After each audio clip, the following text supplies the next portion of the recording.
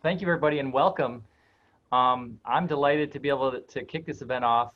And thank you for joining this Zoom call here at noon, a Zoom and Learn. And we are very fortunate to have with us a family story of direct descendants of a Tulsa Race Massacre survivor. And if you were on our call last week with Phil Armstrong, who's the project manager of the 2021 Centennial Commission, you heard a lot about what is planned for the commemoration, but we thought it would make a lot of sense to go back in time and learn firsthand from families that were directly affected by the race massacre that took place in Tulsa in 1921. And leading today's discussion is none other than our own Bridget Elder, who by background is a nurse and a nurse educator who works with OU physicians here in Tulsa and works in our operations, leading the way in terms of education of professional staff, but in addition, has taken on the added role of working on our efforts with diversity, equity, and inclusion, both in the School of Community Medicine and here on the campus at large. And so I'm very happy to thank, and I also want to offer my thanks to the Diversity Committee at the School of Community Medicine and today's participants, and turn things over to Bridget, who will introduce today's speakers. Thank you so much, President Schuman, and applause to you and to your lovely staff, Bonnie and Tracy, because I'm telling you, I shared it with them. Danielle got on one call and it was, after that, it was out of our hands. They took it over, and I'm so grateful because they are the experts. So thank you for embracing us and allowing us to have this platform to share with all of the other people that are joining us, something that's so very near to this family. And so I do want to say that, as President Schuman said, this is kicking off a series of events that we're going to be hosting from our OU-Tulsa campus, because we want our community to know that these things are important to us leading up to the centennial event of the Tulsa Race Massacre. And OU-Tulsa finds it very necessary and urgent for us to make sure that the community knows that this is important to each of us. And so welcome to all of our guests. We're so excited, and we hope that's something that the family members share. Remember, you all may have not heard this very beginning conversation, but these people are sharing with us something that's very intimate with them and their family. If you know anything about families, especially families that have gone through tragedy, it's sometimes very hard for you to just get on a platform with several other strangers and talk about those things. And so thank you to each one of you for being willing to do that. I do want to share with you all a little background about each of these special people. And in consideration also, I don't know if you all have heard, but they are also suffering a tragedy this morning.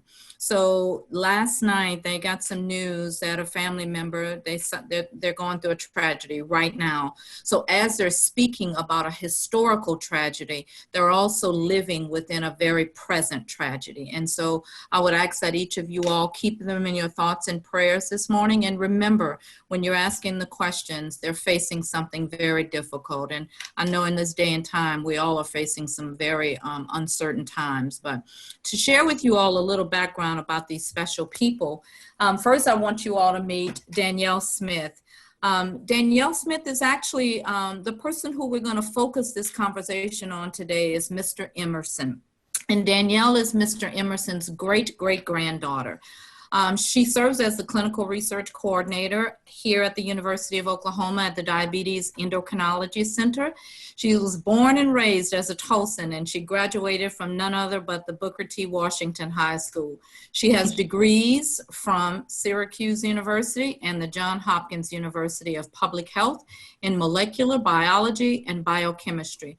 And I'll tell you all a little secret that when I did customer service training and I met Danielle for the first time, there was something about her and something about her history and where she had come from as far as her professional history that just resonated with me. And I just would never believe that we would be on a Zoom today talking about something so near and dear to her family. So thank you, Danielle. And our next panelist is none other than her family member, and it's Miss Jacqueline Emerson Weary, who is also a Tulsa native, and she's actually the first lady of St. Paul AME Church here in Tulsa, where her husband, the Reverend Willie Weary Sr., is pastor.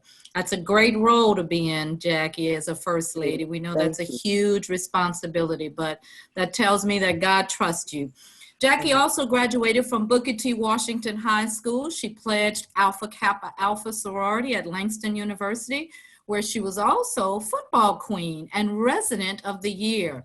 Jackie is a lifelong member of the African American or the African Methodist Episcopal Church, and she's a loving mother, grandmother, and great-grandmother. And we're just so thankful that you took time out of your morning in the midst of what your family is facing, Jackie, to be here. And thank you again. Our final panelist, but not least, is Mr. John B. Smith. And John Smith is also a proud Tulsan, and he is also a graduate of the Booker T. Washington High School. John stays busy as a public safety communications shift supervisor for the Tulsa Police Department, and he's a full-time student at the California Baptist University, where he's seeking a bachelor's degree in business administration and management. I would just want to say, John, that you have a very important role, and I can't begin to imagine all the stories that you could probably share with us as being a shift supervisor in a communications department. I'm sure you got some stories to tell us. Welcome to all of you, to each of you, and thank you so much to our panelists again for sharing some some insight into their very personal story about their great-grandfather, Mr. John Emerson Sr. I'll tell the panelists, or actually I'll tell the audience, that there are a few things that I want you all to remember, and that is that there are a few phases that occurred here that we want to focus on today. Of course, the pre-phase. What was John doing before the race massacre started? And I believe Danielle is going to take us off into that, and she will also have some interjections from Jackie and from John. But then what happened while the massacre was happening? Where was he? How was he protecting his family? What was going on in the thoughts and in the planning of this man who was so involved with the community? I can't imagine the thoughts that he was sharing. So we'll talk a little bit about that. And then finally, afterwards, what in the world was Mr. John Emerson thinking after this horrific Tulsa Race Massacre occurred? Where does one pick up the pieces and start all over again with such an impactful uncertainty that they were faced with? I would love, Danielle, if you would start us off, that would be great. And I will ask maybe Tracy or Bonnie to keep me posted on the time so that we can make sure we get addressed all these things and make sure the questions are answered. So Danielle, if you want to start with maybe just before the race massacre, tell us about Mr. John Emerson. Okay, I'll give a brief, and I just want to give a little shout out to sorors of the Divine Nine. Jackie. Yeah, thank you. Okay, so my great-great-grandfather, John R. Emerson, the senior, he was born in Tennessee to John D. Emerson and Sally Emerson, and around 1886. And they moved here to Tulsa. I'm going to make this real brief because it's a little bit dodgy. Jackie, you can intervene at any point. Okay. Because she was up late last night. Yes. Getting a lot of information. Now, we did get a correct born date. Like I said, thanks to my genealogist, Okay. Dr. Holman. February 22nd, 1885. Oh, okay. 85. Okay. That's that corrected. Right. But, 85. you know, back then the records are not as great as they are today. So, Okay. yes. So it took a little February, was it February 14th, 5th? No, February the 22nd. 22nd. Okay. 1885. And he was born in Tennessee. That is correct. And where they moved here, and with his mother, John D. Emerson and Sally Emerson. And fast forward, did he have two brothers and one sister? He had one sister, Cora, and one brother, UD. What? Okay, UD? Mm-hmm. UD. Mm-hmm. Okay. Emerson, both Emersons, yes. Cora Emerson and Uncle UD Emerson, yes. Which they were all raised here in Tulsa. And so they were raised here. So fast forward, he ended up getting married. He had a few wives, and he had 3 children altogether. Johnona, Barbara, and John R. Emerson Sr., which is Jackie's father. And Johnona, which I know is my great-grandmother, she was the one that was hidden under train tracks off of Apache in Lansing during the race riot, during that time of the bombings, and during the race massacre. I retract that, during the race massacre, to be saved during that time. So he was an entrepreneur during that time. Of all the businesses that he had, he was starting his businesses. He was a contractor. He had the beginnings of his cab company, the Bird, was it the Bluebird? Bluebird, that's correct. The Bluebird at that time. Things were destroyed, records were destroyed and looted. And that's pretty much the pre, but. And if I can interject, Danielle. Yes, please. He did have a hotel. Yes. I did find the records of 1920. He did have a hotel on Greenwood. Even to go back, his father, Jerry D. Emerson, was the first Black jailer in Logan County and was killed by a prisoner at that time. This is the father of Mr. John Emerson, and he's being recognized every year as one of the officers who was slain in the midst of of his occupation as the first Black jailer. They also, Mr. Emerson is not new. My grandfather John is not new to businesses. They had a store.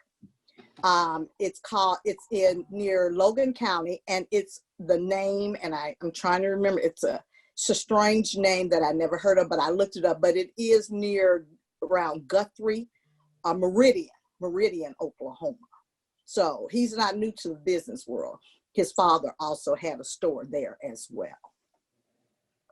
And Jackie, do you know if that store front that he had was where Aunt Louise, our grandmother Louise, was that the storefront she has been pictured in?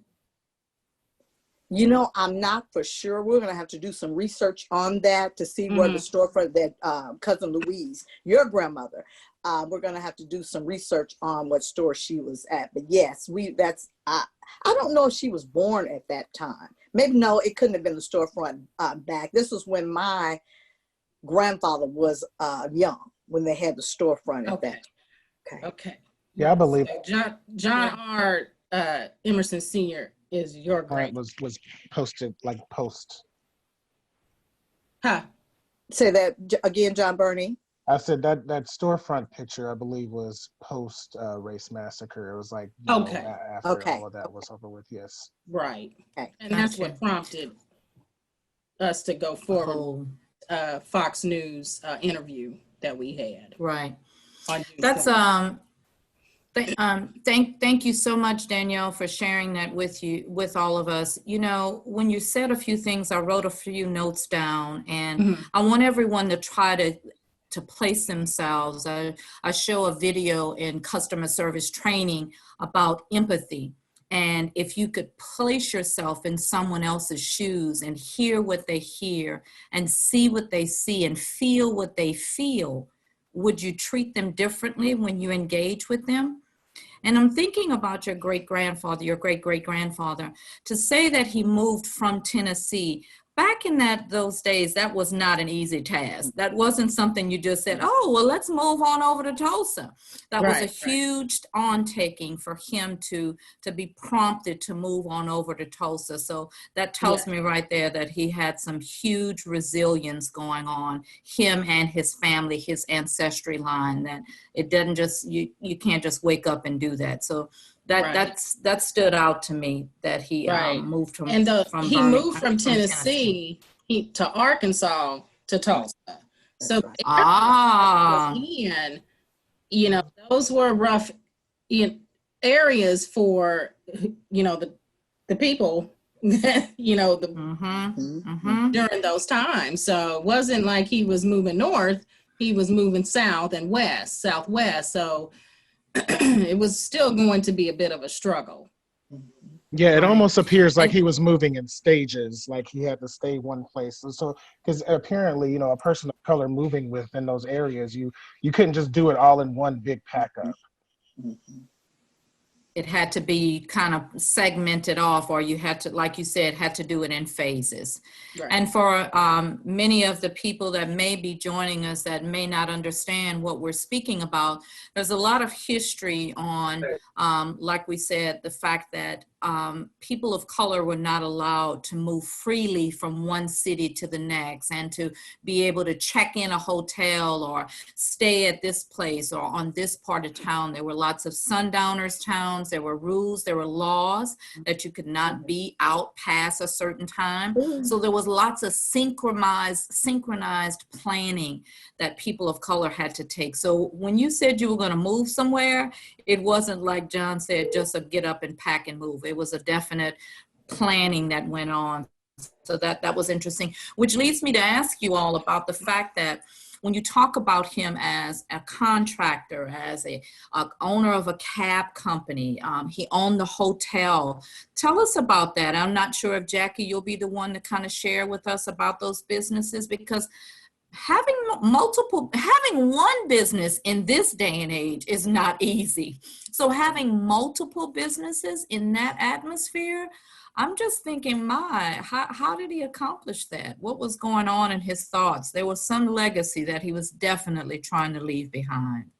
Amen. And he did. He had over 100 properties that, strangely enough, last night, as I was going through old papers my mother had, I found this. Deeds and Abstract Company. This is old. You see how old that is? I found this. I found impeccable records of over 100 properties where he collected rent, the utilities, all of that, and literally the properties, and which he had the 5 children with 3 different women, but even the properties that went to each one of the 5 children and the value of them. And so I'm looking for those records right now, and I'm going to show you just a little bit of what kind of records that they did keep back then. And the paper, of course, is mine. I just kind of want to just show to you all these papers here are all the properties he had, and it's like 10 on each. I don't know how well you can see that. We do see a little bit, yeah. I can see that they're definitely neat, very neat. Yes, impeccable. And this is over, and I think it's like close to like 120 properties that he had. Wow. And what are those dates on there, Jackie? Oh my gosh, I have to go back. Okay, let's look here and see if there's any dates on here. It just have the lots and the blocks. Okay. And of course, Emerson Edition 2 or Emerson Edition 1, they did name the houses and the property where he built, which is where I live now as well. It was a wedding gift to my mother and father that my grandfather built this home that I'm in now. Their grandmother, Aunt Janona, had also lived into one of the homes that my grandfather had built. So, and then as I was going through and looking through the rent list, the people, the old neighbors, I recognized their names as well. So this is a lot of history that I found at 2 something this morning that I am truly excited to share with my other family as well. But it doesn't really have any dates. It just has lot, block 7. Now there are some things like with the hotel information that I did find in 1920. And I'm gonna see if I can't, Wow. oh, it's so much, guys. You guys, I'm just too excited that I found this in the, and I'm looking for it. It says Exhibit A. And this was the will, I think, in the testament and all of the property that was left by him. Now, Jackie, Wow.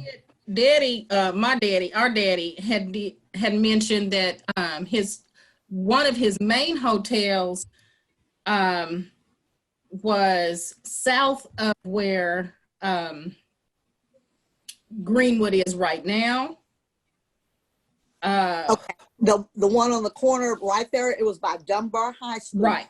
And it had a storefront underneath it. That's correct. One. That was right. one. But there was another hotel that I keep saying Daddy. Our father, John Burney, and our father had always talked about that was downtown. Well, it's current downtown right now. That is true. That's true. That is past where it was more so by, you remember, I don't know, you're too young, Jackson Funeral Home. Yes. Okay. Yeah, it's not there, but it's where Lefty's is. It's a little bit down there. Now that was the one that I was looking at the property value of it, and it was in 1920.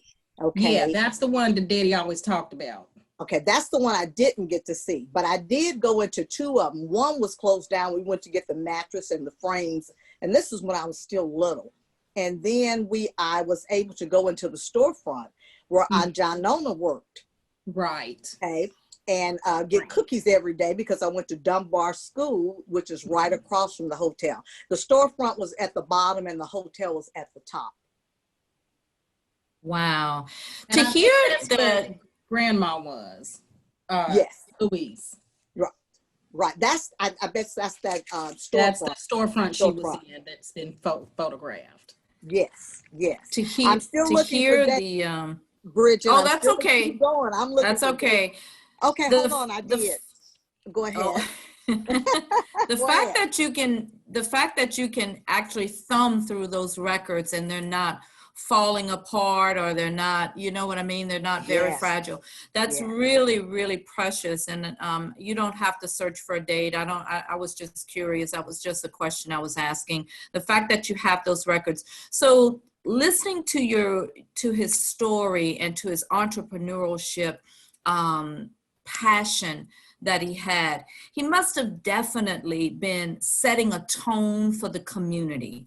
So he was the one that people looked to and said, wow, look at John, look at what he's doing. He's giving hope to the community. Not only is he giving hope, but he's giving jobs and he's giving opportunity to the community. So then now he's setting himself up, not intentionally, of course, but he's setting himself up as that person who people will look at and watch and look for to see what happens. What do we do next? What's going to happen next? How do we manage this next? So I'm just so pleased that you all can share all this, but I do want to move on to our next, for the sake of time, because it's 12:25, and I want us to get into the, unless there was something else that you wanted to add about before the race massacre. Was there anything else, any other comments, anything else that you all as a family want to add as far as the phase before the race massacre?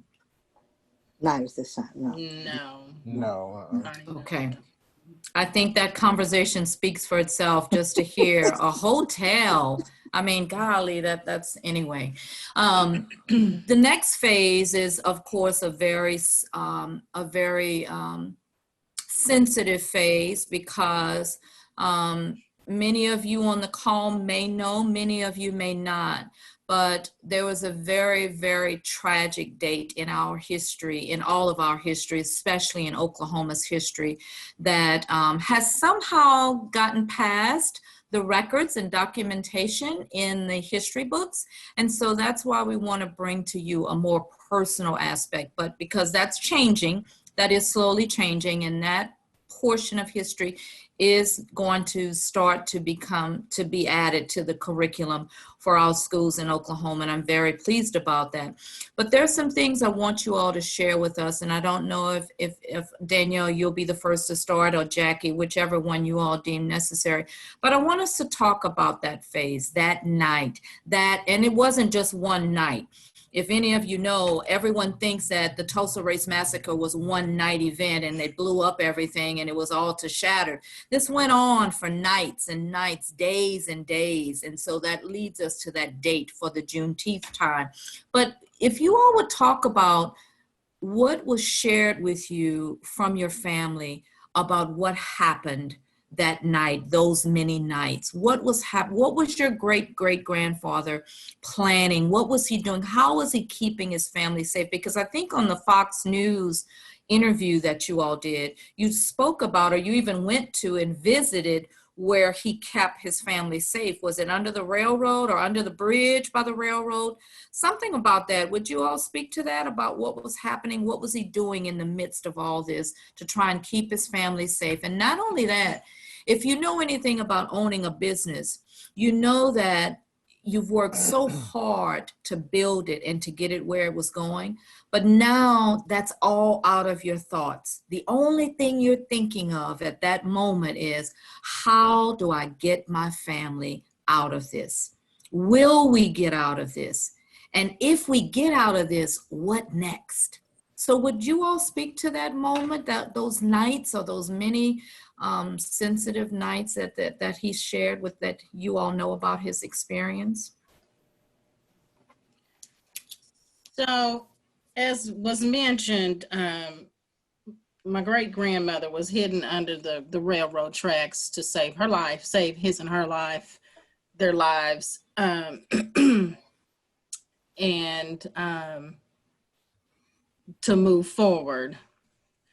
And as a Black community, we are resilient, obviously, to see what has happened, not in just the Tulsa community, but in other communities, Watts, Ohio, Chicago, all of these different communities, the apartheid, all of these different types of community, we are resilient as a culture.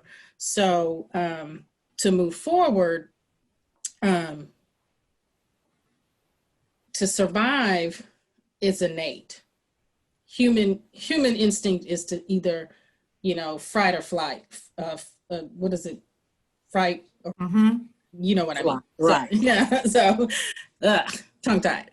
So, to save your child and to move forward. We don't know what was in his mind, but apparently what was in his mind was to save his family and to rebuild his legacy. Because that's exactly what he did in the rest of the 20s, 30s, and 40s until he died. But we were told, I can only speak on, how our family, we were always told about it through our family. We all went to Booker T. Washington High School. I think currently is known as Tulsa Washington, but for us it's known as Booker T. Washington High School. All the minority teachers knew about it. Every minority student knew about it. People my age, my brother's age, Jackie's age, we all knew about it. People who didn't live here, who weren't from here and in the surrounding areas, didn't really know about it. My mother's not from here, but she knew about it. Of course, she's married to our daddy. My grandmother, my mother's mother, she wasn't from Tulsa, but she was from Noble County. She knew about it. She heard about it. But people, our relatives in California, they didn't know about it. When I went out to school in the Northeast and the Mid-Atlantic, they had never heard of it. And their response to me was, oh, I didn't even know Black people lived in Oklahoma. So, you know, yes, I got those, those, I got that a lot. And I'm like, well, we're the only family, because I'm real sarcastic. So, you know, ha ha. But they would tell us, you know, that the short version of it was this young Black man, because of that time, got on an elevator and the person lied and said that he attacked her, which it was sensationalized that he attacked her, which he didn't do, because of during those times, that's what happened. And then it led to the riot. At that time, that's what it was called. Now it's called the massacre. And that's what happened. And we always knew about this. We always knew about this. But it was, we always knew about Black Wall Street. We knew about it. We knew about Greenwood, Orchard, and Pine. We knew about it. We knew the Gap Band was called that because of Greenwood, Orchard, and Pine. We knew all about these different types of things. A lot of Black artists knew about it. But it wasn't talked about because of the seedy things that happened. And that's the problem. History will repeat itself because no one wants to talk about it. We need to have these hard conversations. I don't know, Bernie wants, John. Yeah, just to even think about, what happened, that our great grandmother was hidden under the tracks. If that wouldn't have happened, none of me, my sister, Jackie, none of us would be here to even tell the story, because they would have been massacred along with the others that were. I've even spoke with like a person of color at my job, and she's from Muskogee. She said that her grandmother used to tell her stories on how they used to take in people from the massacre, that they would flee to Muskogee just to get away from this, so they can be protected. And, just to hear stories like that on how like homes were opened to allow these people that were in dire need of protection, and you didn't even know the person, but they just had to allow these people to come into their homes to allow them to be protected. It's just earth shattering to hear things like that. So, and to hear it, to just have, like my sister said, to have these hard conversations, it does need to be a subject that everyone needs to be privy to. Yes, I agree. I agree. I just can't even imagine being under railroad tracks with a young daughter and trying to survive, hearing bombs and guns going off, people probably screaming for their lives. I just can't imagine what that could have been like, but I know it was horrifying for my grandfather to have lived through that.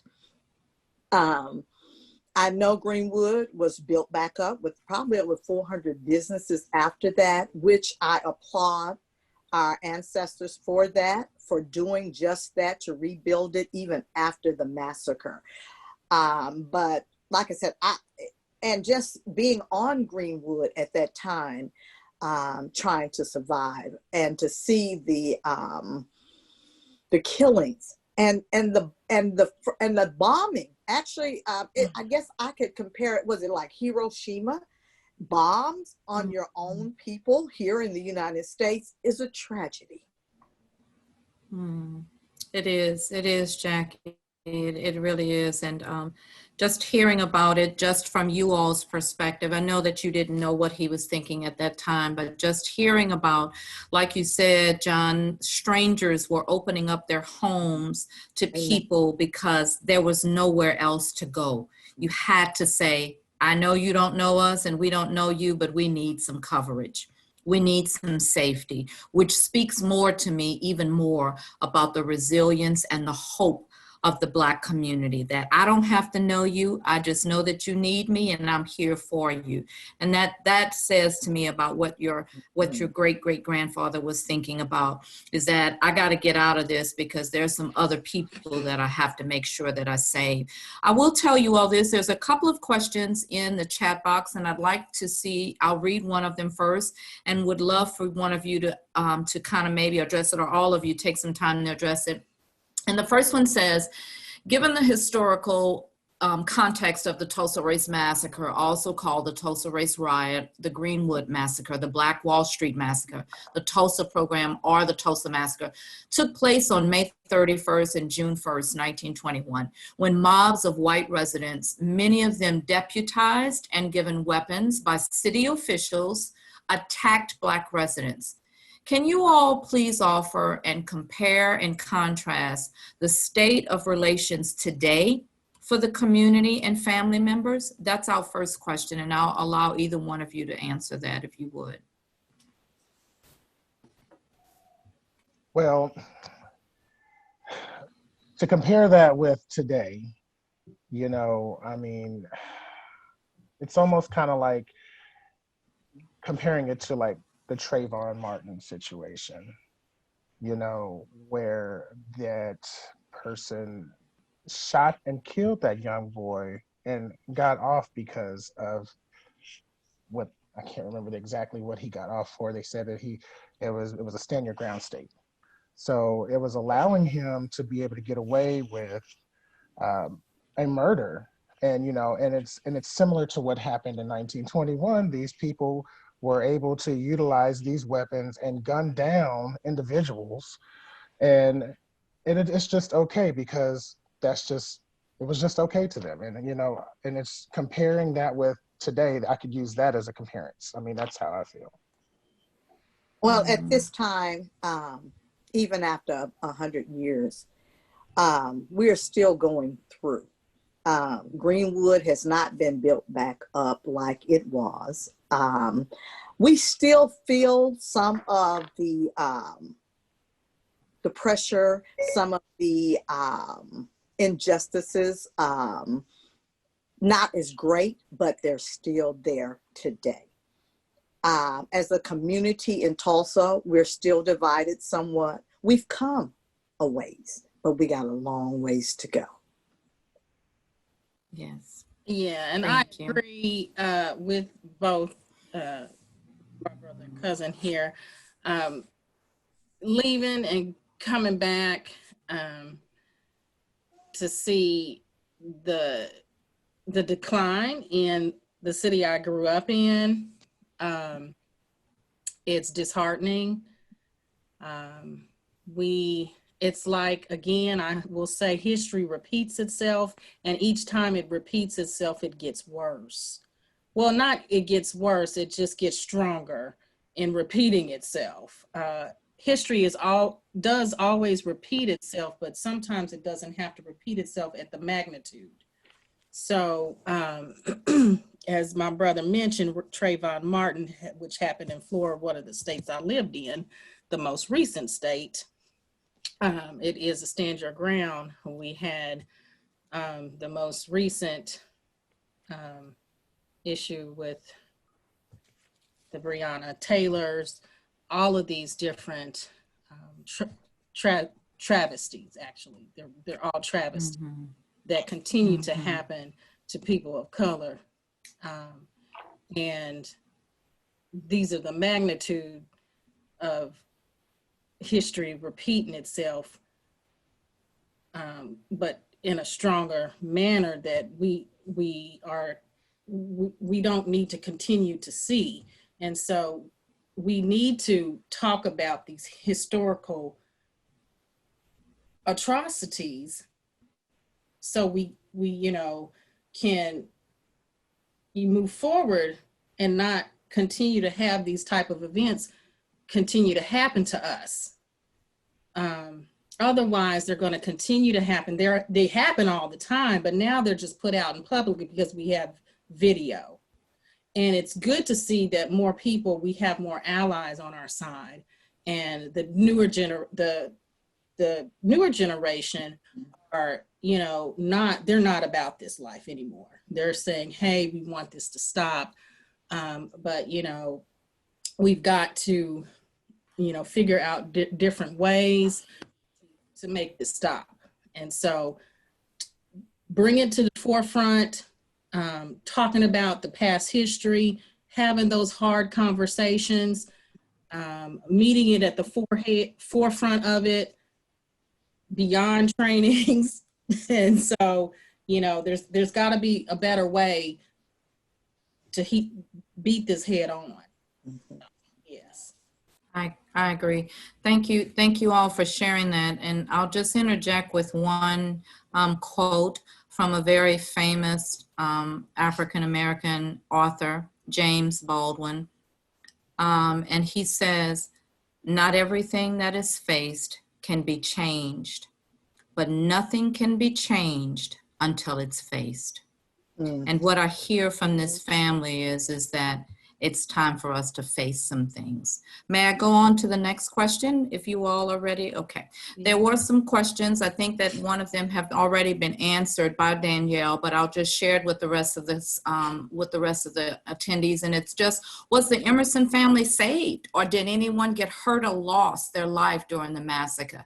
And Danielle responded, yes, the Emerson family was saved. What an applause for Mr. John Emerson, that his family was saved, that in the midst of that night and all the hidings and the traveling and trying to keep safe, that he didn't know whether his family was going to be saved. And he did, in fact, save his family. So that's great. I do have one other question that says, this is a wonderful legacy. Do you believe that our families deserve reparations in this day and time? Would you all like to speak to that? Yes, definitely. I do think reparations, we deserve it because our families lost businesses. They were terrified. I'm sure if the businesses would have went on, his legacy would have been greater than it is at this point in time. And that goes for all the families who had businesses on Greenwood. Can you imagine what North Tulsa may be like if those legacies and businesses would have been going strong? Some of them we probably would have lost. That goes without saying. But for the most part, I don't think we'd be struggling. Right now, we're just now getting a grocery store in North Tulsa. We've had a few, but they were short-lived. So what I'm saying to this, I think that it would have been a different Tulsa had the massacre not happened. A greater Tulsa, North Tulsa. Well, yeah, because if you see like the modern day businesses, they're capitalizing off of their businesses that are currently there right now. And, you know, I mean, there are such things as, you know, old businesses. And I believe if these businesses from our great grandfather had proceeded in time, it would probably have either franchised out or whatever. We would have been the people that would capitalize off those businesses. But unfortunately, that wasn't the case. And there are other businesses there that are doing that. Mm-hmm. I agree. At first, I didn't agree, but I totally agree because that's how most families, you know, continue on with their legacies. And we weren't allowed to continue on with our legacies. It was looted. It was stolen. Mm-hmm. And so we would have been able to have that option, but we weren't allowed to have that option. So yes, we definitely deserve reparations. That's good, Now, Danielle. yeah. Did you say, oh, go ahead, Jackie. Bridget, excuse me. They did honor my grandfather posthumously with a Image Builder Award, Greenwood Image Builder Award by the North Tulsa Heritage Foundation Incorporated. And we are grateful for that. This was in 2001. He got the Community Service Award. And I wanted to interject that to make sure that you guys knew that they hadn't forgotten about my grandfather and Danielle's and Bernie's great-great-grandfather. Right. And we appreciate that so much. And even in 2000, they listed his hotel in the Eagle as one of the 400 businesses that was there after the race riot, post-race riot. And we want to say thanks to the Eagle, Oklahoma Eagle, for doing that as well. And we just want to say that we appreciate you and Mr. Schusterman and OU for doing this for us at this time. We appreciate you. And Bridget, thank you so much for your time. We appreciate you.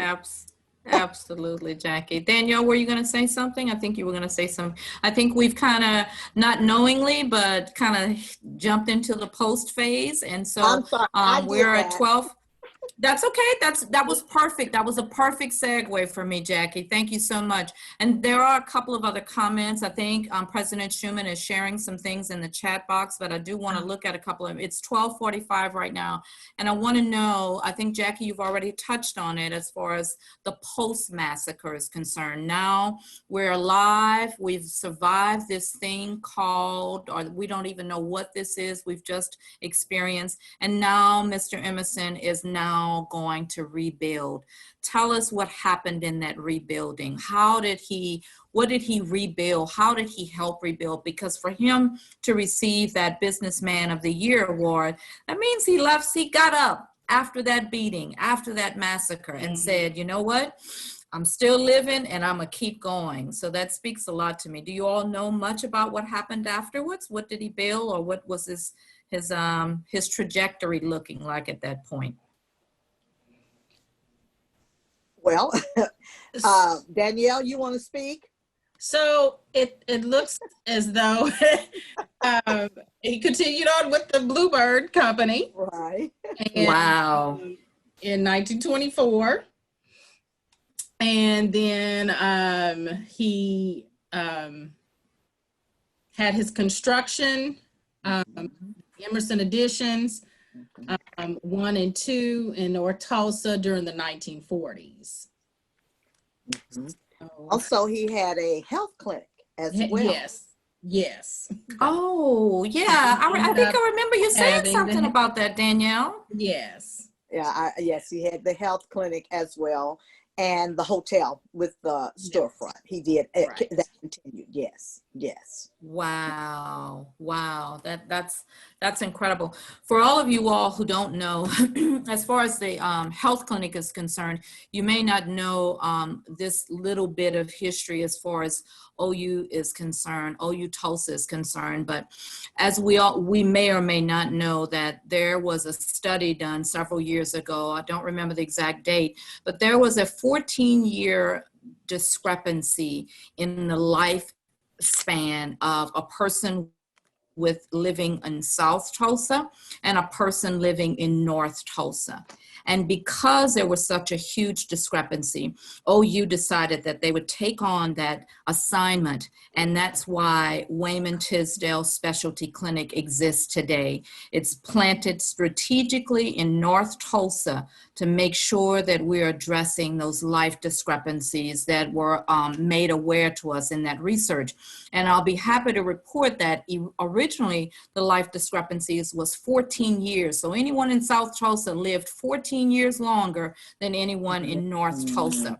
However, since then, OU-Tulsa, with partnership and with the combination of other health facilities that are also there, that we've also decreased that gap. So if I'm not mistaken, and President Schuman, you can tell me, correct me if I'm not, but I think we've decreased that life discrepancy to somewhere around 10 years now. Doesn't seem like a lot, but I'll tell you what, it's making a difference.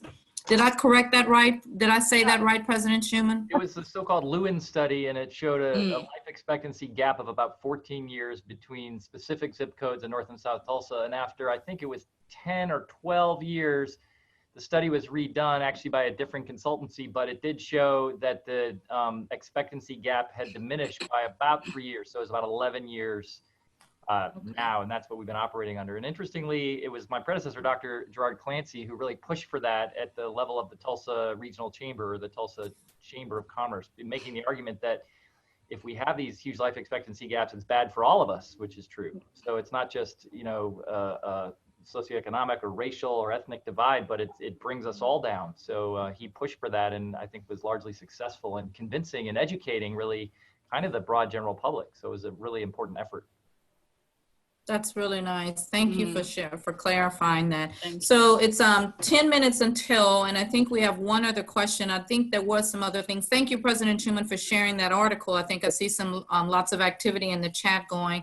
He shared an article. There was also a comment about teaching, about the curriculum getting into the public schools. Does anyone know for sure how that's happening right now? Do you all have any feedback on that?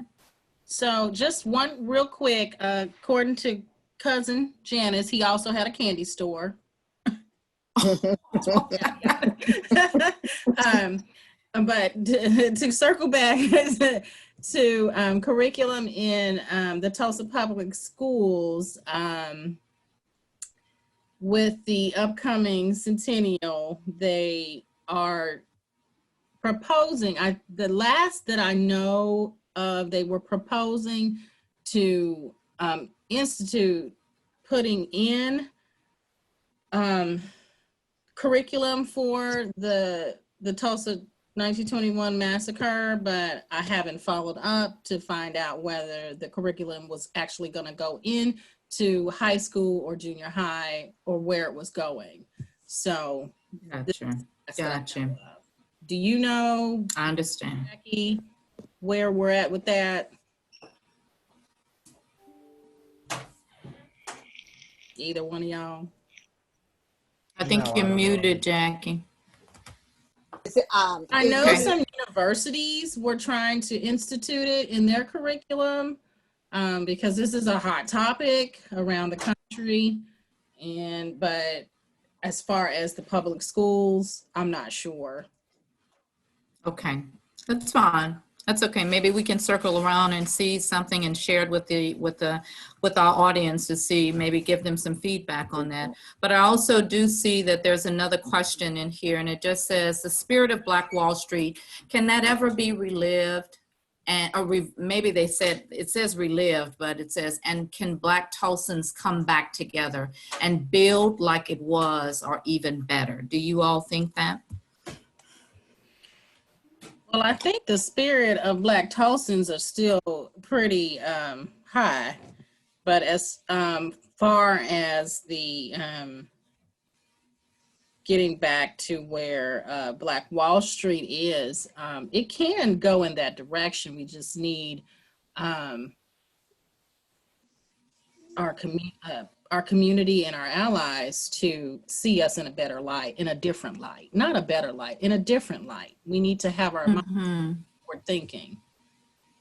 Gotcha. Well, I feel that as I'm on Facebook, I see so many Black entrepreneurs coming along. And that's that generation, of course, Danielle after us and John Burney after us. And so I think the trend is going that it may not get where it was, but it'll be close. It may be better.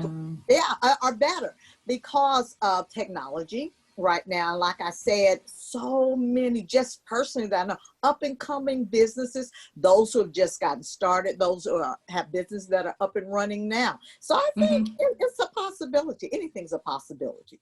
Absolutely.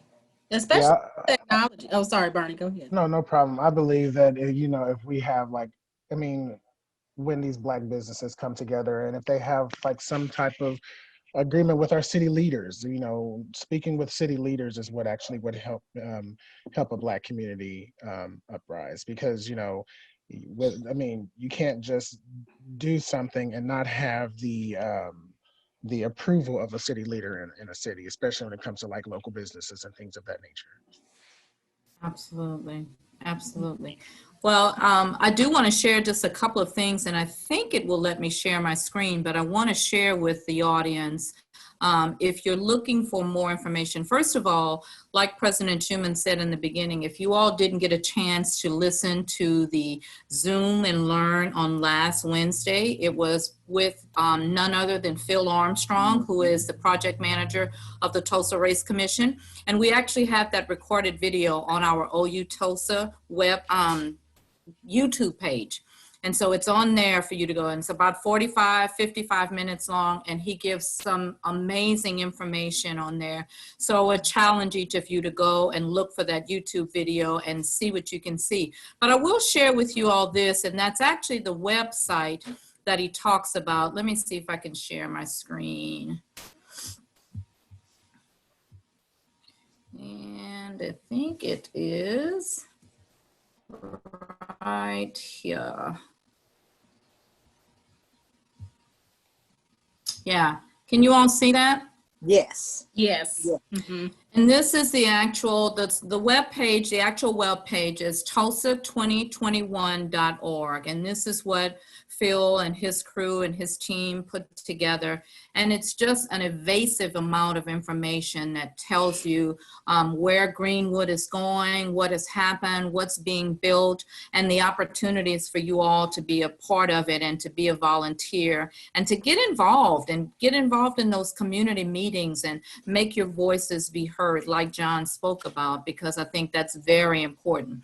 The other thing I want you all to know is there's also this site here. Yeah, I don't think it'll let me pull it up, but it's also the Tulsa Gravesite, and it's giving you some up-to-date information on where the excavation is of the Race Massacre grave site and what's happening with that.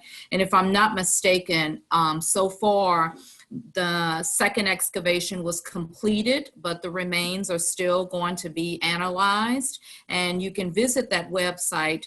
I think it's tulsa.org//graves or Tulsa Graves. I'm not sure. I'm sorry. We'll put it in the link afterwards, but you can visit that site and it'll keep you updated as what's happening with those remains and where we're going next, what's going to be the next excavation. Because if I'm not mistaken, there is going to be a number 3 excavation. A couple of other things about the Tulsa community, or actually the OU-Tulsa community. If you want to get involved and you're sitting here in the audience thinking, gosh, well, how do I make myself known, or how do I get involved with this? There's a couple of things that you can do. And one is the School of Community Medicine here at OU-Tulsa. We've developed and created what's called the DEI Task Force, and that's Diversity, Equity, and Inclusion Task Force. And our none other, and I'm not sure if she's on the call with us today, I think she is, but I'd like to not lately, but most recently let you all know that we are so proud to have our newly hired Director of Diversity, Equity, and Inclusion for the OU-Tulsa campus, and it's none other than our Dr. Jasmine Willis-Wallace. We're very happy, and I told her when her and I talked, she's coming at a very strategic time, and she's feeling the busyness of this race massacre and just the diversity conversations that's happening, not only on the OU-Tulsa campus, but on all of our campuses. And we're just so happy to have her. She'll be hosting some meet and greets for you all that don't know her. There'll be hosting a meet and greet for the faculty on November 9th from 12 to 1. And then there'll also be a meet and greet for the students on November 10th. From 12 to 1. So for those of you who want to get involved or to kind of let you say, ask her some questions and see what her plans are for the OU-Tulsa, that would be the place for you to do. The other thing is that we also have the Tulsa Staff Senate also has the Diversity Initiatives Committee, and that's another opportunity for you all to get involved with and to make sure that you're being made aware of what's happening in the OU-Tulsa. I'm actually the chair of that committee, and Danielle is on that committee along with our own chief, Walter Evans, who's our chief of police on the Tulsa campus, and also have Angela Surratt and a couple of other people that are just trying to really make this thing grow and have that conversation so that, like you all said, the story can be shared and we can have these difficult conversations. I'll leave with you just a couple of things. And one is, throughout your entire story sharing, I want to just thank you all again, a sincere gratitude for how you shared something with this whole group of strangers, and you shared with us all about your family, and we just thank you so much. And what stuck out to me most about not only about your great-great-grandfather, but about you, each of you, and about everyone on the call, about the Black community, is hope. there's a hope. So as we know now in the life of COVID, everyone is donning PPE and you're having to make sure you're protected. But I'll tell you something, they didn't face a coronavirus back then, but there was something that was even more fierce than that coronavirus. And what they equipped themselves with is, to me, was the PPE of hope. Those people in that, your great-great-grandfather had hope, and that was just, and resilience, and that speaks a lot to everyone, whatever situation they may be going through.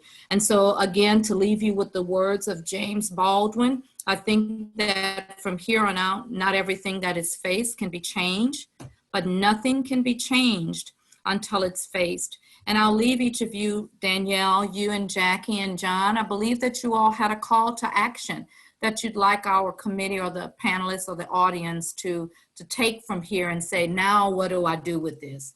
Would you all really briefly kind of share with us what that call to action is? Because we're actually at 1 o'clock right now. And I know lots of people have had to jump off, but I'd like to hear what that call to action is. Call to action.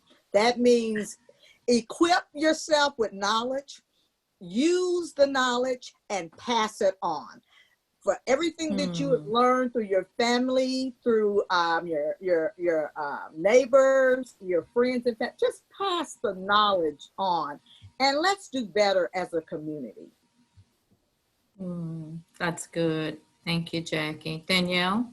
Yes, and let's have hard conversations with one another, and reach out to our allies, and use our allies, and have forward thinking, and so we won't repeat history in a horrible way.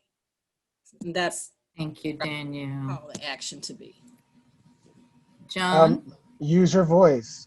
If you need to speak out to city leaders, like I said earlier, take that information and that knowledge that Jackie said, and use your voice to try to get things, try to get the wheels turning. To our allies, like my sister said, all of that need to be incorporated into one to make sure that you're able to use your voice. Amen. Thank you so much. Thank you all. Thank you, President Schuman, for allowing us to have this platform, and make sure that you all follow us on our Facebook page to keep up with these events, because there's more coming down the way, and we're looking forward to the centennial events facing 2021. So without further ado, forgive me for going past the time, but would you all please stay safe and have a wonderful afternoon. And thank you so much for joining us. Take care, everyone. Bye. Bye-bye.